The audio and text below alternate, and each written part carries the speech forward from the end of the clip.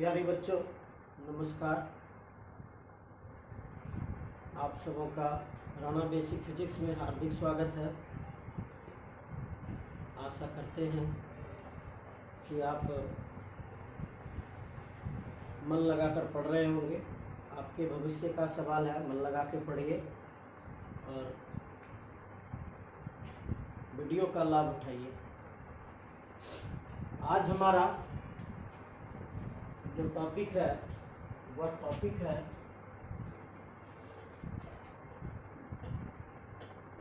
अनेक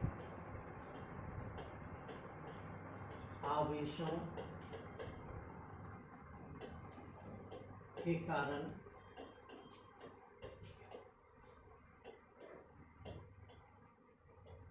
विद्युत क्षेत्र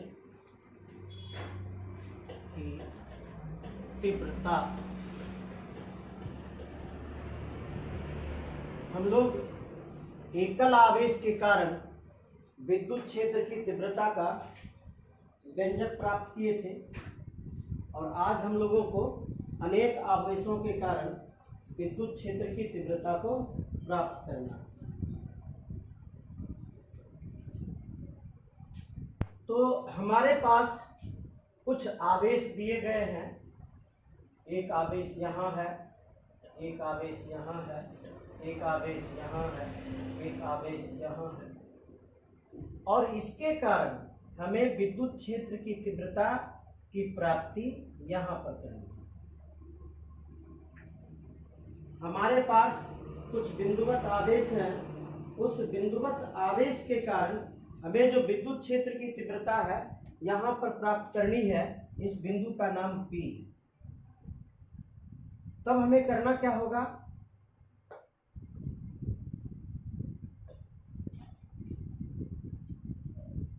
हमें इन सबों को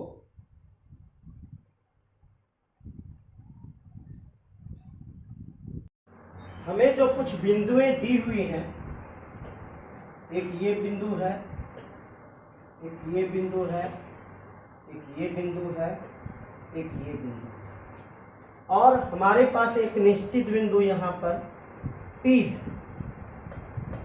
इसी बिंदु P पर हमें विद्युत क्षेत्र की तीव्रता को ज्ञात करना है। तो अब करते क्या है, हम इन सभी बिंदुओं को बिंदु P से मिलाते हैं।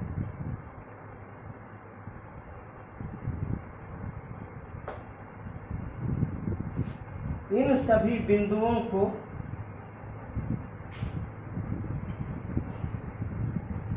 बिंदु P से मिलाते हैं। दूसरा ये है,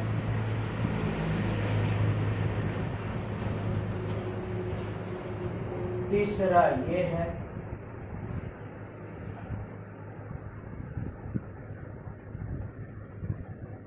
चौथा ये है,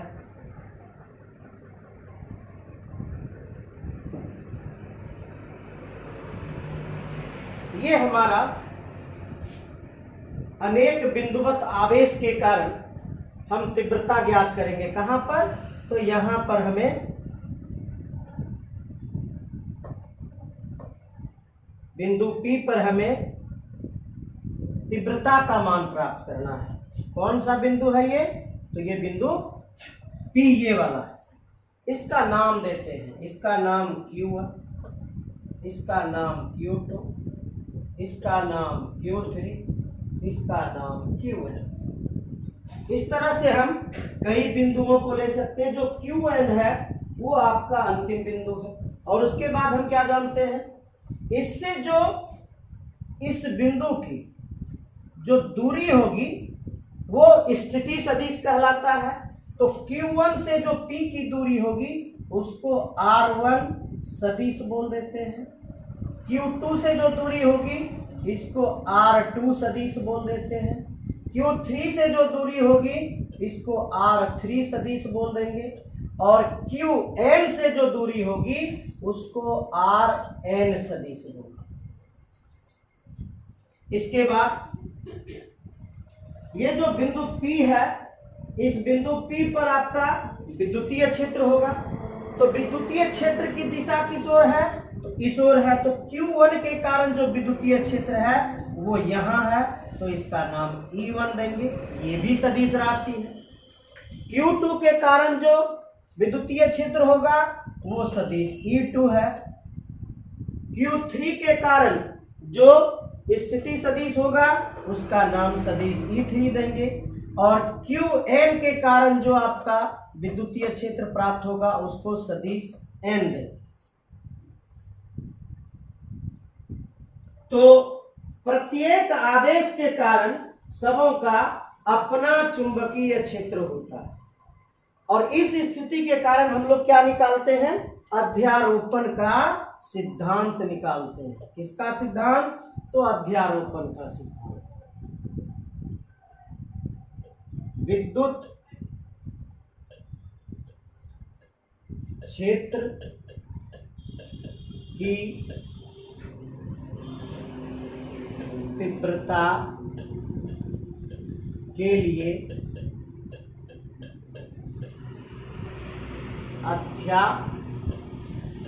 अध्यारोपण का सिद्धांत।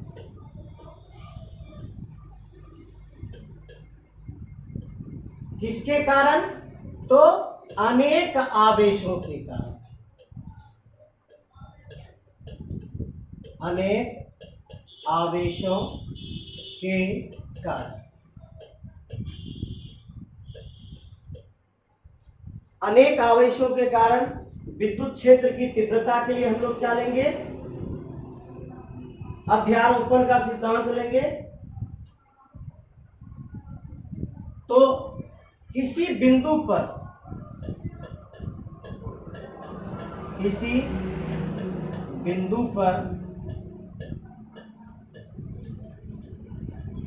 अनेक आवेशों के कारण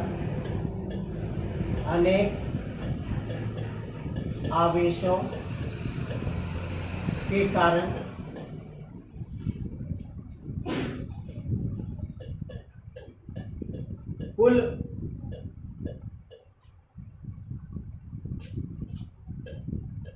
विद्युतीय क्षेत्र की तीव्रता, कोई एक बिंदु लेंगे, उसी जो बिंदु, जैसे चित्र में आप देख रहे हैं बिंदु P है, इस बिंदु पर कई आवेश के कारण, तो Q1 Q2 Q3 Qn है, अनेक आवेश इस पर मौजूद है। इसके कारण हम एक ही बिंदु पर तीव्रता ले रहे हैं। तो उन सभी आवेशों के कारण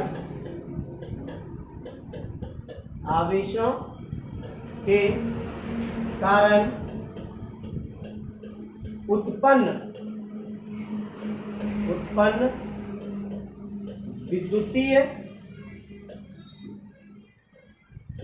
विद्युतीय क्षेत्र तीव्रताओं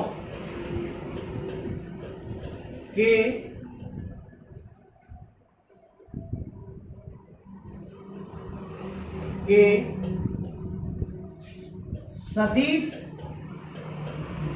सदिश योगफल के बराबर होता है। तो बाबू इसमें ज्यादा कुछ नहीं है, क्या बोलता है? तो ये बोल रहा है इसका सदिश योगफल के बराबर होता है। क्या कहना है इसका? कि उन सभी आवेशों के कारण उत्पन्न विद्युत क्षेत्र तीव्रताओं, इन सभी आवेशों Qn, Q3, Q2, Q1, इसके कारण जो विद्युतीय क्षेत्र बिंदु P पर उत्पन्न हो रहा है, कौन कौन? तो सदिश E1, सदिश E2, सदिश E3 और सदिश En, इन सबों के कारण जो विद्युत क्षेत्र तीव्रताओं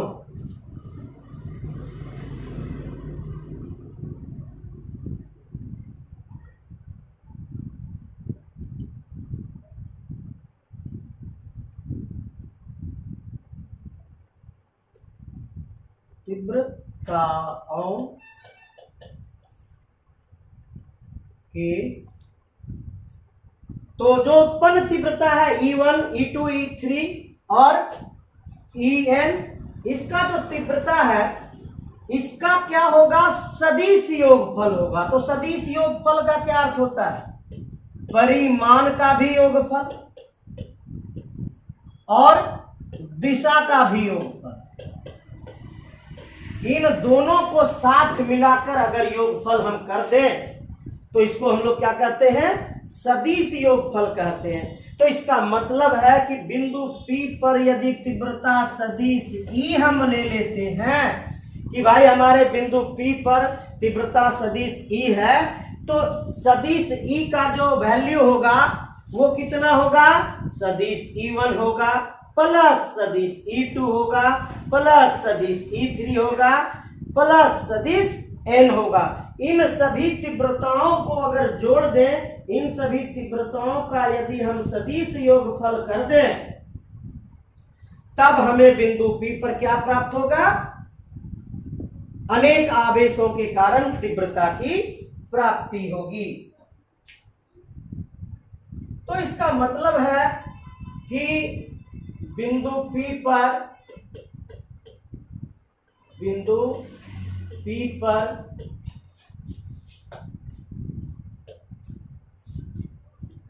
सदिश E इक्वल टू सदिश E1 प्लस सदिश E2 प्लस सदिश E3 plus dot dot dot dot plus सदिश En। इन सभी तीव्रताओं को अगर योग कर दें तो हमारा बिंदु P पर तीव्रता का मान प्राप्त हो जाएगा। तो कैसे इसका हम योगफल करेंगे, आइए उसको देखते हैं। सदिश E1 equal to 1/4 pi E0। ऐसा कीजिए ना, शॉर्ट में लेकर चलते हैं, बाद में इसका वैल्यू रख देंगे। क्या शॉर्ट में क्या लेकर चलते हैं, KQ1 बाय दूरी कितना था इसका R1।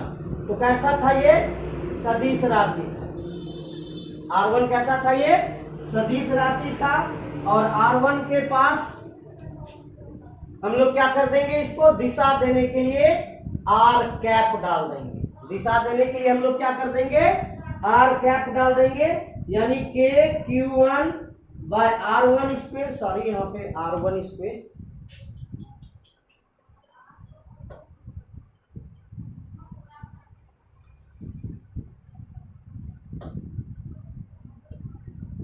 सदिश R1 का square into R cap. R cap क्यों दे दिए, तो यह क्या बताएगा, स्थिति सदिश की दिशा को बतलाएगा। यह क्या बतलाएगा, सदिश E की दिशा को बतलाएगा। अगर हम ये दिशा दे देते हैं तो यहाँ हम सिर्फ R स्क्वायर भी लिख सकते हैं। इसको हम लोग क्या लिख सकते हैं, R स्क्वायर भी लिख सकते हैं, क्योंकि हमने एकांक सदिश डाल दिया है। ठीक है। इसके बाद अगर E2 का वैल्यू निकालना चाहें, सदिश E2 equal to KQ2 by R2 square into R2 cap. सदिश E3 equal to KQ3 bye R3 का स्क्वायर इंटू R3 का कैप। सदिश En equal to KQN by Rn का स्क्वायर इंटू Rn का कैप।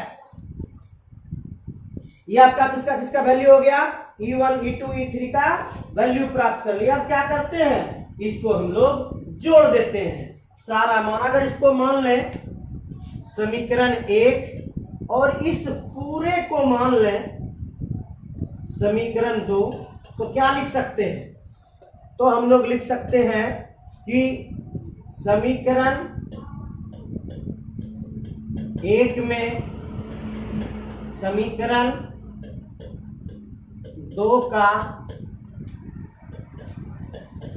मान रखने पर, तो समीकरण 1 ये है, समीकरण 2 ये है, ये सारा का मान उसमें रखेंगे। सदिश E इक्वल टू E1 का मान रखेंगे तो E1 का मान यहाँ है।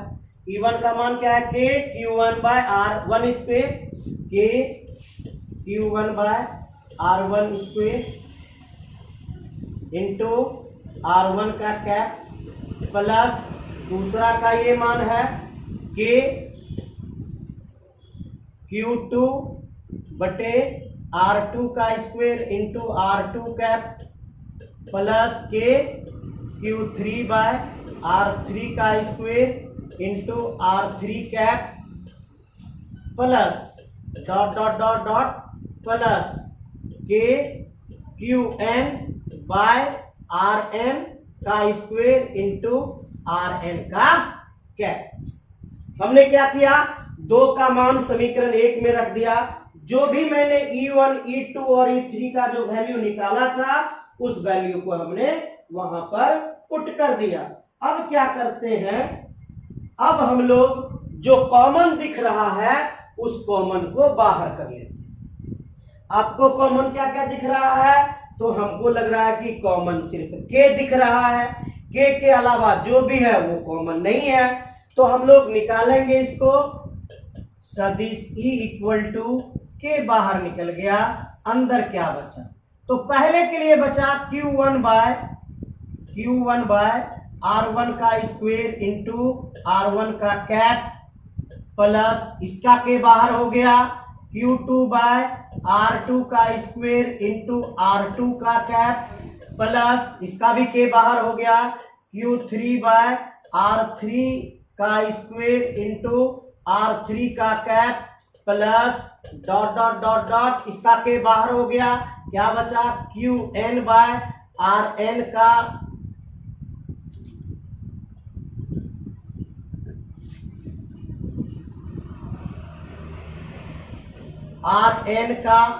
स्क्वायर इंटू Rn का कैप, ब्रैकेट में बंद हो गया। अब इसका वैल्यू क्या होता है? K का वैल्यू क्या होता है आपका? K का वैल्यू होता है 1/4 एप्सिलॉन नॉट। इसके बाद जब इसको आप देखिएगा तो क्या दिख रहा है? ये सीरियल वाइज से दिख रहा है और कहां तक दिख रहा है? Rn तक दिख रहा है। मतलब जितना नंबर आप देते जाइए उतना नंबर आपको मिलता रहेगा। और योगफल के लिए हम लोग क्या देते हैं? समेशन का चिन्ह देते हैं। योगफल के लिए हम लोग क्या देते हैं? समेशन का चिन्ह देते हैं। और समेशन का अर्थ क्या होता है?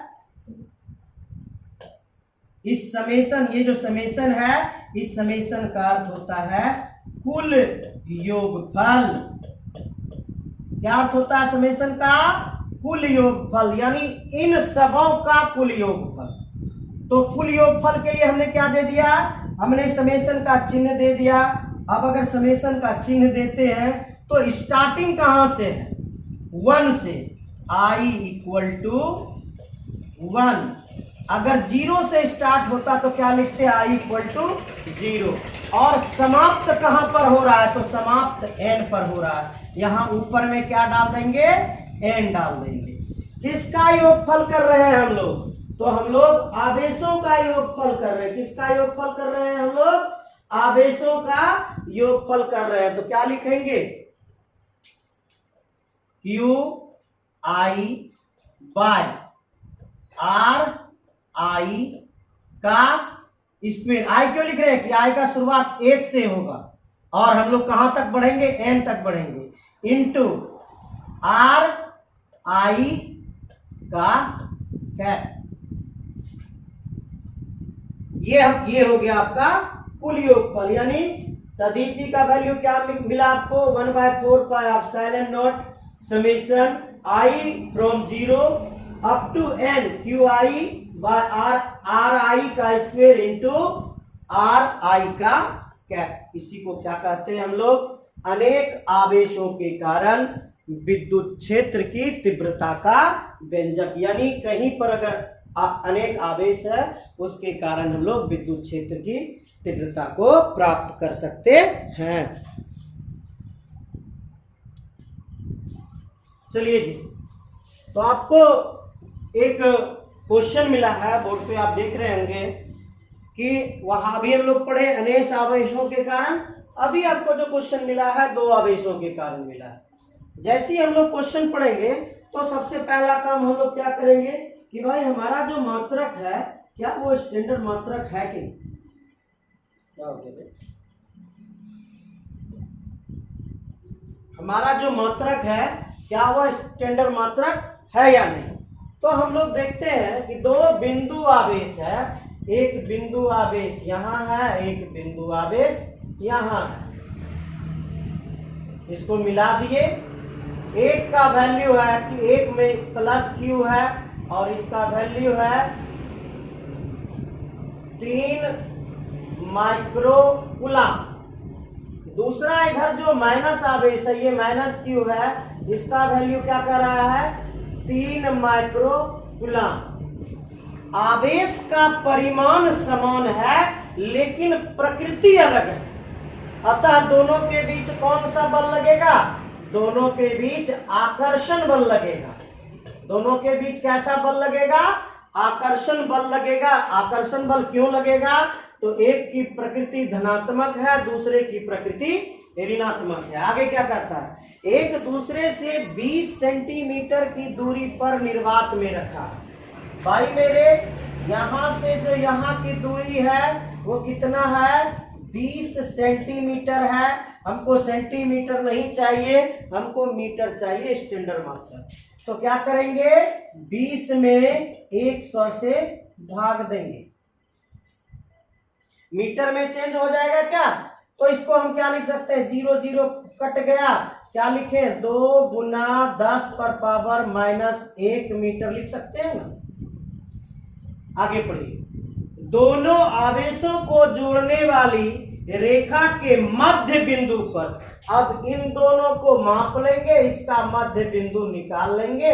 अगर हम मध्य बिंदु निकालते हैं तो यहां से यहां की दूरी कितनी हो गई भाई, तो 2 की आधी हो जाएगी, 1 गुना 10 पर पावर -1 मीटर।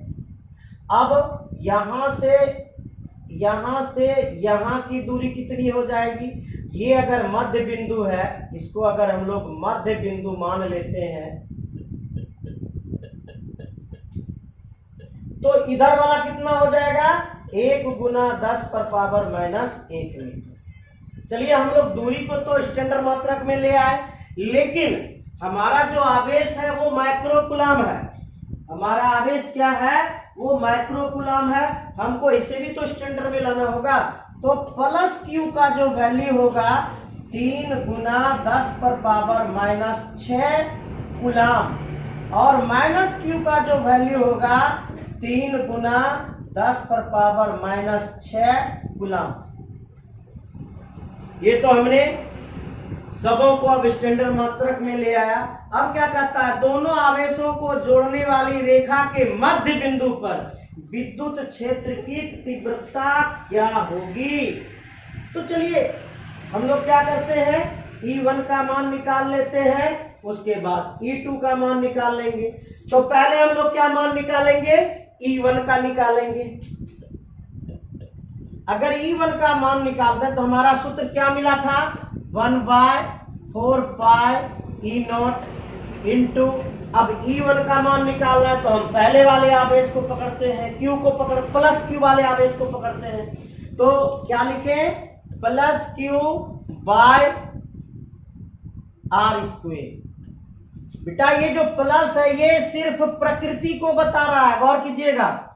ये क्या बता रहा है, ये आप इसकी प्रकृति को बता रहा है कि यह धनात्मक आवेश है, और कुछ नहीं बता रहा, दिशा नहीं बता रहा। आइए तो हम वैल्यू अगर रखते हैं तो E1 इक्वल टू 1,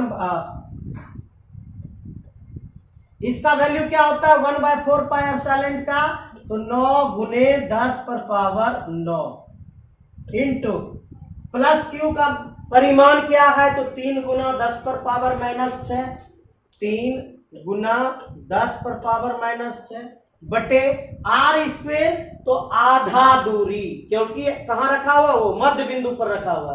आधा दूरी कितना, 1 गुना 10 पर पावर -1, तो यहाँ क्या लिखे, 1 गुना 10 पर पावर -1 का पावर 2। अगर हम नीचे वाला का ब्रैकेट खोले तो क्या करना होगा, नीचे वाले को 2 बार गुना करना होगा। तो लिख के देखते हैं, E1 इक्वल टू, आपको फुल डिटेल में बता रहा है, अगर आप शॉर्ट करना चाहते हैं तो आप अपने दिमाग से इसको शॉर्ट भी कर सकते हैं, लेकिन आपको हम पहले पूरा डिटेल में बता देते हैं। 9 गुना 10 पर पावर 9 गुना 3 गुना 10 पर पावर -6 बटे 1 गुना 10 पर पावर -1 गुना 1 गुना 10 पर पावर -1। तो आप क्या, आपने क्या देखा, नीचे स्क्वायर था जिसको हमने 2 बार गुना कर दिया, 2 बार गुना किया तो 10 पर पावर -1 और 10 पर पावर -1 कितना हो गया, 10 पर पावर -2, इसको उठा के ऊपर लेके चले जाएंगे, 10 पर पावर +2 हो जाएगा। E1 इक्वल टू, अब जितना भी पावर है उसको एक जगह इकट्ठा करते हैं, 9 3 को एक साथ इकट्ठा कर दीजिए। पावर कौन कौन है, 10 पर पावर 9 है गुना 10 पर पावर -6 है गुना नीचे से -2 को ऊपर लेके जा रहे हैं तो ऊपर जाके +2 हो गया। अगर इसको गुना करते हैं तो E1 का वैल्यू हो गया 9 तिया 27 गुना 10 पर पावर, ये जो प्लस वाला उसको एक साथ 9 2 11 गुना 10 पर पावर -6। 11 में 6 घटा कितना बचा, 5 बचा। E1 इक्वल टू 27 गुना 10 पर पावर 5। ये विद्युत क्षेत्र की तीव्रता है, इसका मात्रक क्या होता है,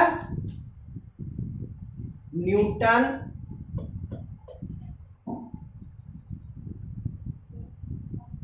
प्रति मीटर। की गलत है, देखिए जरा, इसका मात्रक क्या निकलेगा, न्यूटन क्या था, E1 का मात्रक विद्युत क्षेत्र की तीव्रता Q/C था ना, F/Q था, तो न्यूटन प्रति कूलम था, सॉरी ये क्या था, न्यूटन प्रति कूलम था। तो हमने E1 का परिमाण ज्ञात कर लिया। ठीक इसी प्रकार हमको E2 का मान ज्ञात करना होगा। तो E2 में हमारा पल, ये जो माइनस है ये प्रकृति है, इस पर कोई ध्यान नहीं देंगे। परिमाण क्या है, 3 गुने 10 पर पावर -6। तो जो वैल्यू यहाँ वही वैल्यू इसका भी, E2 का वैल्यू भी कितना निकल जाएगा, 27 गुना 10 पर पावर 5 न्यूटन प्रति कूलम। अब क्या बोला कि इस पर तीव्रता कितना होगा, तो कुल तीव्रता E बराबर क्या होता है, E1 प्लस E2, दोनों को ऐड कर दीजिए। क्या करेंगे, 27 गुना 10 पर पावर 5 जोड़ 27 गुना 10 पर पावर 5, दोनों को ऐड कीजिए। दोनों को ऐड करने के बाद आपको क्या प्राप्त होगा, 54 गुना 27 कितना हो गया, 27 54 हो गया। 10 पर पावर 5 10 पर पावर 5 कॉमन निकल जाएगा, अंदर में कौन बचा, दोनों 27 बच गया, 27 जोड़ 27 54 हो गया। 54 गुना 10 पर पावर 5 न्यूटन प्रति कूलम। आपको एक आंसर की प्राप्ति हो गई। आपको किसकी प्राप्ति हुई, मध्य बिंदु पर विद्युत क्षेत्र की तीव्रता क्या होगा, इसकी आपको प्राप्ति हो गई। अब क्या कहता है लास्ट में, कहता है कि यदि मध्य बिंदु पर हम एक आवेश रख दें, कितना का, 1.5 गुने 10 पर पावर -9 कूलम, अगर यह आवेश रख दें तो इस पर कितना बल लगेगा, इस आवेश पर कितना बल लगेगा। तो बल क्या होता है, बल होता है F इक्वल टू क्या होता है, Q into E। F equal to क्या हुआ, Q का वैल्यू कितना, 1.5 गुने 10 पर पावर -9 गुना E का वैल्यू अभी आप निकाले हो 54 गुना 10 पर पावर 5। अब आपको क्या करना है, 1.5 और 54 को गुना करना है। 15 चौके 60, बाकी 6, 15 पचे 75 और 6 81। एक अंक के बाद दशमलव, तो हमने दशमलव यहां दे दिया। गुना, अब इसको गौर कीजिए, ये -9 है, ये +5 है। बड़ा कौन है, तो बड़ा 9 है। 9 में 5 घटेगा तो कितना आया, 4 आया। चिन्ह किसका होगा, जो बड़ा है उसका चिन्ह होगा। तो बड़ा कौन है, 9 है। 9 का चिन्ह क्या है, माइनस का। यहाँ क्या डाल देंगे, माइनस। किसको निकाल रहे हैं, तो बल को निकाल रहे हैं। बल का मात्रक क्या होता है, तो बल का मात्रक न्यूटन होता है। इस प्रकार से आप दोनों क्वेश्चन को सॉल्व कर लिए।